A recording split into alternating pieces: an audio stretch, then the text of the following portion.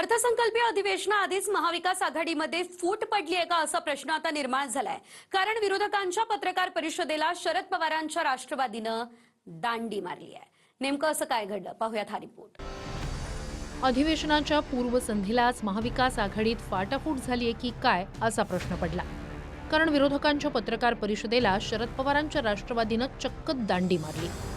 पत्रकार परिषदेसाठी काँग्रेस आणि ठाकरेंच्या शिवसेनेचे नेते उपस्थित होते, पण शरद पवारांच्या राष्ट्रवादीचा एकही नेता पत्रकार परिषदेकडे फिरकला नाही। आपल्या सर्वांच्या मनामध्ये प्रश्न असेल की आमचा महाविकास आघाडीचा तिसरा मित्रपक्ष कुठे आहे।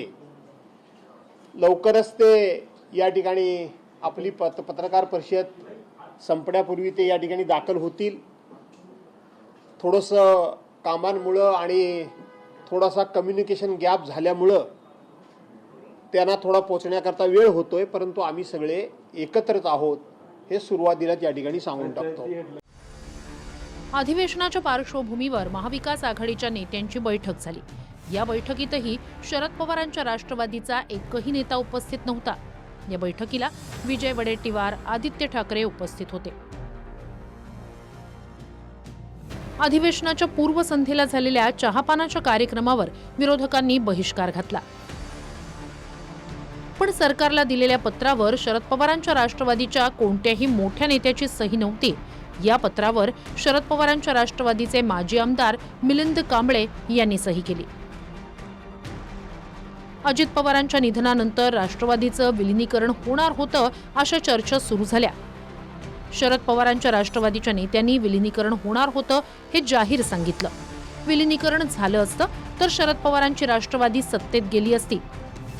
शरद पवारांच्या राष्ट्रवादीच्या या भूमिकेवर काँग्रेसच्या नेत्यांनी नाराजी व्यक्त केल्याची माहिती होती। पुढच्या निवडणुकांसाठी शरद पवारांच्या राष्ट्रवादीवर फारसं विसंबून राहू नका असं काँग्रेसच्या नेत्यांनी पदाधिकाऱ्यांना सांगितलंही होतं। आता विरोधकांच्या पत्रकार परिषदेलाच शरद पवारांच्या राष्ट्रवादीच्या नेत्यांनी दांडी मारल्यानं सवाल उपस्थित होऊ लागलेत। Bureau report TV9 Marathi.